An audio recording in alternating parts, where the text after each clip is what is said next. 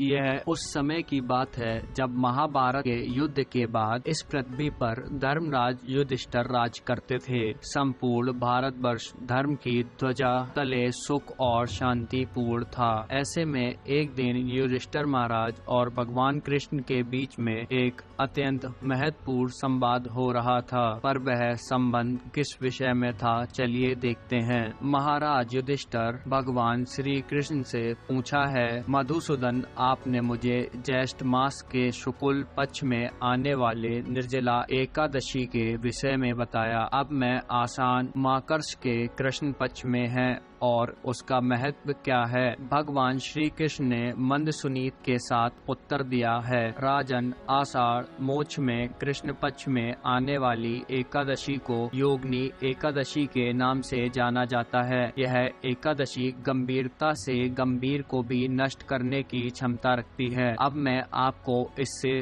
संलग्न एक पौराणिक कथा सुनाता हूँ, ध्यान पूर्वक सुने। अलकापुरी के राजा कुबेर, जो कि देवताओं के कोषाध्यक्ष हैं, शिव जी के बड़े भक्त थे। उनके नगर में हिममाली नाम का एक यक्ष रहता था। उसकी मुख्य सेवा थी कि वह मानसरोवर से कुछ विशेष पुष्प लेकर आना और उसे शिव जी की पूजा हेतु अपने राजा कुबेर को प्रदान करना। हिममाली निष्ठा पूर्वक अपने स्वामी की सेवा करता था और कुबेर भी उसे पसंद है। अब यहाँ तक तो सब ठीक चल रहा था, लेकिन यह यक्ष हिममाली की एक कमजोरी भी थी और वह थी उसकी सुंदर पत्नी विशालाक्षी। जी हाँ, हिममाली के प्रति इतना पसंद था कि एक दिन क्या हुआ कि वह प्रातः मानसरोवर से पुष्प लेकर तो आ गया, लेकिन सीधा उसके स्वामी कुबेर के पास न जाकर वह अपनी पत्नी के पास पहुंच गया। और बस फिर क्या था, पत्नी आनंद प्रमोद करते हुए उससे समय का ध्यान ही नहीं रहा और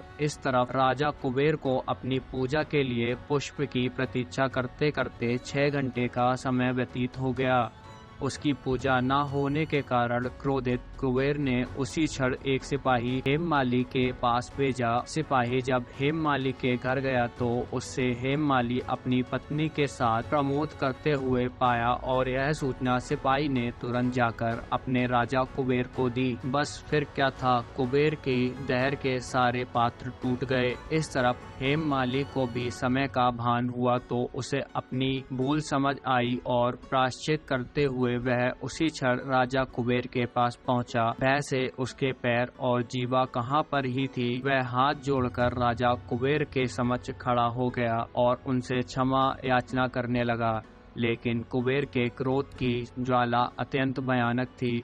उन्होंने अत्यंत क्रोध प्रकट करते हुए हेममाली से कहा कि है मूर्ख, आध्यात्मिक सिद्धांतों को नष्ट करने वाले महापापी, अपनी पत्नी के प्रति तुम्हारी अत्यधिक आसक्ति के कारण आज तुमने मेरे आराध्य देव शिव जी के प्रति अपराध किया है। इसलिए मैं तुम्हें श्राप देता हूँ, इसी क्षण तुम्हारा पतन हो जाए, तुम्हारा संपूर्ण शरीर कोढ़ की बीमारी से ग्रस्त हो जाए, तुम पृथ्वी पर इस यात्रा की सजा भुगतो और अपनी पत्नी से सदा सदा के लिए दूर हो जाओ। देखिए, कुबेर का श्राप मिथ्या कैसे हो सकता। उसी समय हेममाली का पतन हुआ और वह कोढ़ से ग्रस्त और वह चर्चित शरीर के साथ पृथ्वी लोक में आ गया।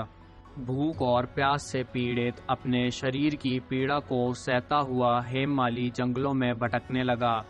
इस प्रकार अनेक वर्षों तक इसी यातना को भुगतता रहा, लेकिन पूर्व जन्म में शिव जी की उपासना में सहायता करने के कारण उसकी चेतना शुद्ध और सात्विक बनी रही। जंगलों और वनों में भटकते हुए एक दिन वन मेरु पर्वत पर जा पहुंचा। वहां ऋषि मार्कंडे, जिनकी आयु 7 कल्प जितनी है, वह उनके पास जा पहुंचा। महान तपस्वी को देखकर हेममाली में उन्हें दूर से ही दंडवत प्रणाम किया। करुणा वही ऋषि मार्कंडे ने उसे अपने पास बुलाया और उससे पूछा, हे वदस, तुम कौन हो और इस प्रकार इस जंगल में किस उद्देश्य से आए हो। ऋषि प्रेम पूर्ण वाणी से प्रसन्न होकर हेममाली ने अपने पूर्व जन्म का सारा सहारा विधान से सुनाया। हेममाली ने हाथ जोड़कर इस प्रकार कहा, हे ऋषिवर, पूर्व जन्मों के कुछ पुण्य कर्मों के कारण मुझे आपके दर्शन प्राप्त हुए। कृपया मुझे आप इस पाप से मुक्त होने का मार्ग दिखाइए। हेममाली की प्रार्थना सुनकर ऋषि मार्कंडेय ने कहा है, पुत्र, आने वाले आषाढ़ मास के कृष्ण पक्ष में योगिनी एकादशी आएगी। यदि तुम इस एकादशी व्रत का क्षणता और निष्ठा पूर्वक पालन करोगे तो इस ब्रिज के प्रभाव से तुम उसी क्षण सभी पापों से मुक्त हो जाओगे। ऋषि की यह सभी बातें सुनकर हेममाली की आंखों में आंसू प्रभावित होने लगे। उसने ऋषि के प्रति अपने कृतज्ञता व्यक्त की। योगिनी एकादशी के व्रत पालन का संकल्प लेकर वहां से चला गया। जब आषाढ़ मास आया तो उसने योगिनी एकादशी व्रत का श्रद्धा और नियम पूर्वक पालन किया। उसका शरीर क्रोध मुक्त हो गया और अपने पूर्व जन्म के शरीर को प्राप्त करके गया अपनी नगरी अलकापुरी वापस लौट गया। कथा का समापन करते हुए भगवान श्री कृष्ण ने कहा है, धर्मराज युधिष्ठिर, जो भी व्यक्ति इस योगिनी एकादशी व्रत का पालन करता है उसे 88,000 ब्राह्मणों को भोजन कराने का पुण्य फल प्राप्त होता है। वह हर प्रकार के पापों से मुक्त हो जाता है और जीवन के अंत में आध्यात्मिक में प्रवेश करता है। तो चलिए अब हम आपको बताते हैं इस परम पवित्र योगिनी एकादशी व्रत का पालन करने के लिए विशेष व्रत विधि क्या है। जैसा कि आप सब जानते हैं, एकादशी के 3 दिन चीजों का सबसे अधिक महत्व होता है और वह 3 चीजें हैं, यज्ञ, दान और तपस्या। जी हाँ, अब देखिए, वर्तमान समय कलयुग के लिए हरि नाम संकीर्तन को महायज्ञ माना गया है और हरि नाम संकीर्तन यानी हरे कृष्ण कृष्ण कृष्ण हरे हरे राम राम राम हरे हरे इस महायंत्र का जाप, क्योंकि वर्तमान समय में वेद यज्ञ हेतु ना तो शुद्ध सामग्री उपलब्ध है और ना ही शुद्ध पुरोहित, और इसलिए कहते हैं ना, कलयुग केवल नाम आधारा। जो भी व्यक्ति एकादशी व्रत का पालन करना चाहता है उसे एकादशी के दिन हरे कृष्ण महामंत्र का अधिक से अधिक मात्रा में जाप करना चाहिए। इस दिन आप अपने समय और क्षमता अनुसार हरे कृष्ण महामंत्र की 4 माला, 8 माला, 16 माला, 25 माला का भी जाप कर सकते हैं।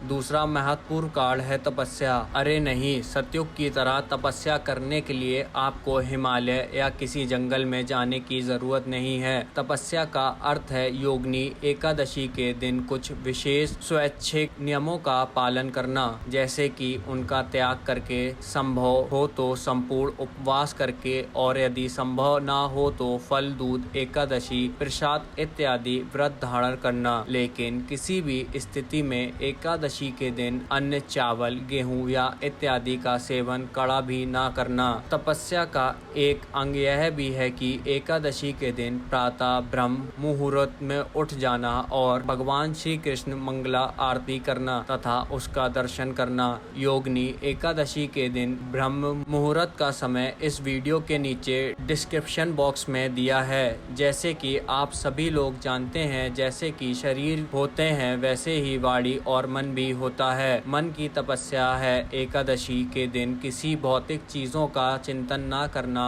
केवल भगवान श्री हरि के नाम और रूप उनका ध्यान केंद्रित करना। वाणी की तपस्या है निरंतर भौतिक चर्चाएं, दूसरों की निंदा इत्यादि से दूर रहना। व्रत का तीसरा सबसे महत्वपूर्ण कार्य जो एकादशी के दिन करना चाहिए वह मदान देना है। जी हाँ, जो व्यक्ति एकादशी व्रत का पालन करता है तो उसे अपनी क्षमता अनुसार सुयोग्य व्यक्ति को दान देना चाहिए। यह दान आप अपने घर के आसपास किसी मंदिर में या जरूरतमंद व्यक्ति को दे सकते हैं। यदि आपको लगता है हम प्रमाणित अथक प्रयास द्वारा शास्त्रों से प्रमाणभूत जानकारी आपके समक्ष प्रस्तुत करते हैं और यदि आप वैदिक सभ्यता से इस संदेश को जब अगले जन तक पहुंचाने में हमारी सहायता करना चाहते हैं तो आप हमें इस प्रयास के लिए भी दान दे सकते हैं। यदि आप चाहते हैं तो आने वाली एकादशी के लिए आप हमारी वीडियोकॉन स्पॉन्सर कर सकते हैं। इसके लिए आप जो भी दान देना चाहते हैं आप हमें गूगल पे, फोन पे या नीचे डिस्क्रिप्शन में दिए गए लिंक पर जाकर